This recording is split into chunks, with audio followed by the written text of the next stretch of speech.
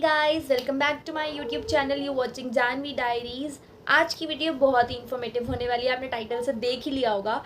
तो इस वीडियो को स्टार्ट करते हैं, लेकिन उससे पहले अगर आप मेरे चैनल पे न्यू हो तो do subscribe to my channel. Okay, तो स्टार्ट करते हैं। क्वेश्चन आता है, व्हाट इज़ इग्नू। इग्नू एक ओपन लर्निंग यूनिवर्सिटी है। इसकी फुल फॉर्म है Indira Gandhi national open university.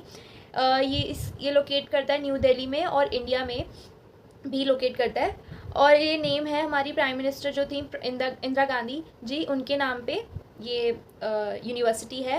ये इस्टेब्लिश हुई थी 1985 में, तो बहुत पुरानी है। ओके, और IGNOU is run by government of India. Central government के थ्रू ये रन करी जाती है। और ये इसकी टोटल एक्टिव इनरोलमेंट बहुत ज़्यादा है, जो कि है 4 मिलियन। मतलब 4 मिलियन स्टूडेंट्स इसमें इनरोल करते हैं, मतलब एक्टिवली। और ये लार्जेस्ट यूनिवर्सिटी है वर्ल्ड की, क्योंकि इसमें फॉरेनर्स स्टूडेंट्स भी हैं जो इनरोल करते हैं ऑनलाइन कोर्सेज़ के लिए। और मतलब घर बैठे जो बच्चे नहीं आ सकते हैं कॉलेज रोज़ घर बैठे, वो कर सकते हैं, तभी इसको ओपन लर्निंग या फिर डिस्टेंस लर्निंग यूनिवर्सिटी बोलते हैं। इसके रीजनल सेंटर्स 67 रीजनल सेंटर्स है इसके। और ये इग्नू ऑफ़र हमें करता है बहुत सारे कोर्सेज़, जो कि है नंबर बताऊँ तो 226 है कोर्सेज़ जो इग्नू ऑफ़र करता है। अगर हम SOL से कंपेयर करें, DUSOL से कंपेयर करें, तो बहुत ज़्यादा है इग्नू के कोर्सेज़ जो वो स्टूडेंट्स को प्रोवाइड करते हैं। और इग्नू ऑफ़र करता है बहुत सारे courses like diploma course, PG course, under graduate course, post graduation course और सर्टिफिकेट कोर्स प्रोग्राम्स। तो ये और वेरियस फील्ड में भी ऑफ़र करता है, like arts, science, commerce, management और एजुकेशन, और भी बहुत सारी फील्ड्स में। और इसकी एलिजिबिलिटी क्राइटेरिया की बात करें तो अंडर ग्रेजुएट कोर्स की बात करें तो आप 12th पास आउट होने चाहिए किसी रिकॉग्नाइज बोर्ड से, और आपके मिनिमम परसेंटेज लीस्ट 60% होने चाहिए या फिर 50%। और अकॉर्डिंग टू मैं बता रही हूँ, जैसे जनरल, ST SC, उनके अकॉर्डिंगली 50% तो मिनिमम होने ही चाहिए। और अगर पोस्ट ग्रेजुएशन की बात करें तो बैचलर्स डिग्री होनी चाहिए आपके पास, और आपके मिनिमम 50% होने चाहिए। और वैसे डिपेंड भी करता है अलग अलग कोर्सेज़ पे। जैसे अगर आप किसी पर्टिकुलर कोर्स में जा रहे हो तो उस सब्जेक्ट के रिगार्डिंग आपको वो थोड़े डिफरेंट परसेंटेज मांगते हैं, लाइक 65, 75 होनी चाहिए, तो वो आप एक बार ही चेक कर सकते हैं। और एडमिशन प्रोसेस की बात करें तो ऑनलाइन एडमिशन्स होते हैं मोस्टली ऑनलाइन ही होते हैं, क्योंकि डिस्टेंस है तो फिर सब कुछ ऑनलाइन मोड पे होता है। स्टडी मटेरियल की बात करें तो आपको स्टडी मटेरियल हार्ड कॉपी में भी, मतलब बुक्स की फॉर्म में भी प्रोवाइड किया जाता है, और सॉफ्ट कॉपी मतलब प्रिंट फॉर्म में भी प्रोवाइड किया जाता है, मतलब प्रिंट फॉर्म में मतलब PDF वगैरह। और अगर हम फ्लेक्सिबिलिटी की बात करें, ड्यूरेशन जो होती है वो बैचलर्स डिग्री की वो होती है 3 ईयर्स से लेके 6 ईयर्स तक। मतलब आप अपनी बैचलर्स डिग्री 3 to 6 ईयर्स के बीच में कंप्लीट कर सकते हैं। और जो एग्ज़ाम्स होते हैं वो जून और दिसंबर में होते हैं, मतलब जून और जुलाई के बीच में, और दिसंबर और जनवरी के बीच में।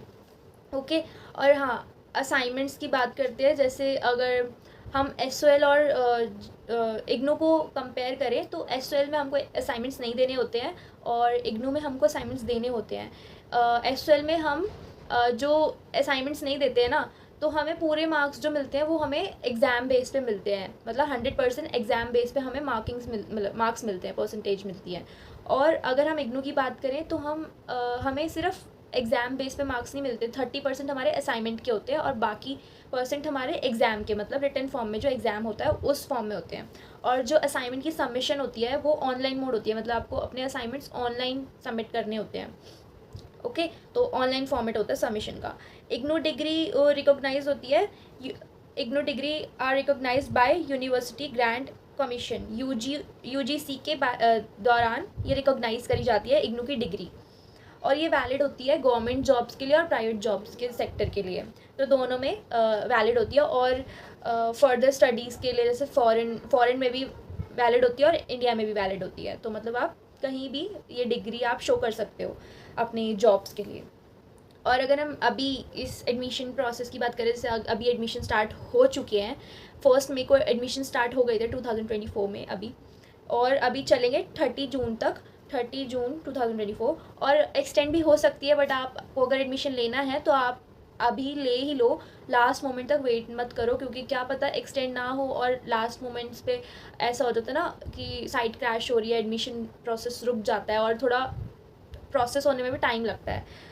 तो इसलिए आप पहले ही ले लो अगर एडमिशन लेना है तो। और एग्ज़ाम डेट्स की बात करी जाए, जैसे मैंने आपको बता ही दिया है कि जून जुलाई के बीच में होता है, दिसंबर जनवरी के, मतलब 2 टाइम्स एग्ज़ाम होते हैं। और एडमिशन भी 2 टाइम्स होते हैं, एक जनवरी में एडमिशन होते हैं आपके, जनवरी से मार्च के बीच में एडमिशन चलते हैं, और अभी एडमिशन चल रहे हैं मई से जून के बीच में।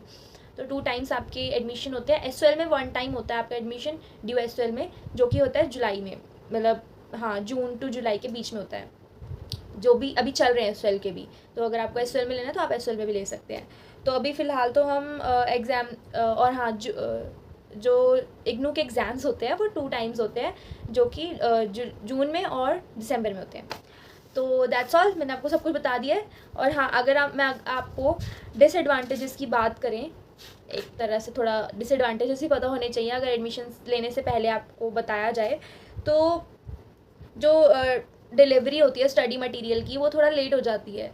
मतलब अगर आपको हार्ड कॉपी आपने चूज़ करा है अपने रजिस्ट्रेशन फॉर्म में, तो आपकी जो बुक्स की डिलीवरी है आपके घर पे आनी है, जो थोड़ा कभी कभी लेट हो जाता है। मतलब किसी की जल्दी आ जाती है बट किसी की लेट आती है, ऐसा स्टूडेंट्स के रिव्यू होते हैं।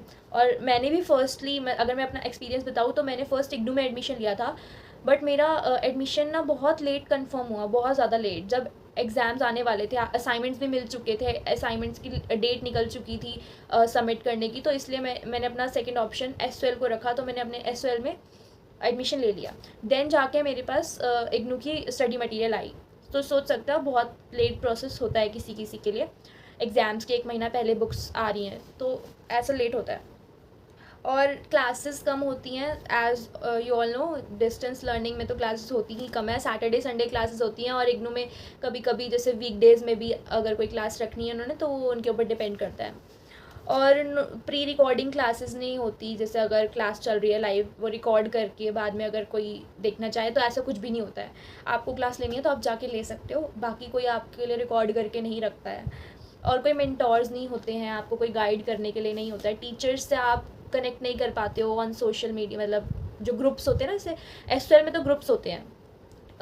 एसवाईएल डिस्टेंस लर्निंग यूनिवर्सिटी में यूजुअली स्टूडेंट्स या फिर टीचर्स ग्रुप्स बनाते हैं, व्हाट्सएप ग्रुप्स या टेलीग्राम ग्रुप्स, इंटरेक्ट करने के लिए या फिर कोई न्यू अपडेट्स के लिए। But according to some people, ऐसा कोई ग्रुप नहीं होता इग्नू में, कोई व्हाट्सएप ग्रुप या फिर टेलीग्राम ग्रुप नहीं होता है। और टीचर्स से, और हाँ, इग्नू पे हम अगर कॉल करेंगे या फिर कोई भी ईमेल सेंड करेंगे तो उसके रिप्लाई भी नहीं आते हैं।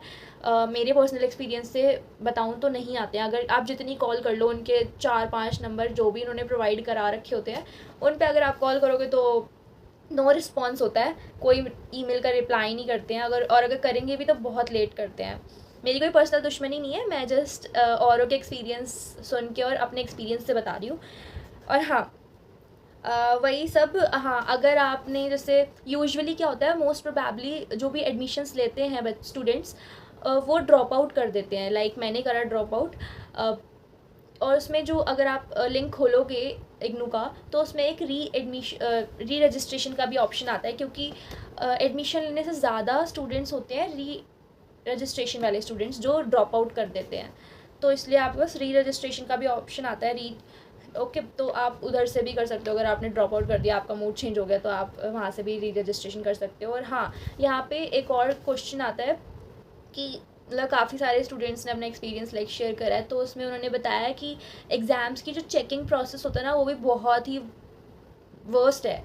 क्योंकि सम स्टूडेंट्स लाइक हमने बहुत अच्छा एग्ज़ाम दिया था, 60% का हमने एग्ज़ाम अच्छे से, 60 मार्क्स तो आ ही जाएंगे, और उनके मार्क्स आ रहे 15-20, तो उनको थोड़ा डाउट होता है कि उनको रीचेक करवाना चाहिए एग्ज़ाम, अपना मार्कशीट। तो उसके लिए आपको 650 और 750 अराउंड फ़ी पे करनी पड़ती है अपना एग्ज़ाम की रीचेकिंग कराने के लिए, मतलब मार्कशीट की रीचेकिंग कराने के लिए।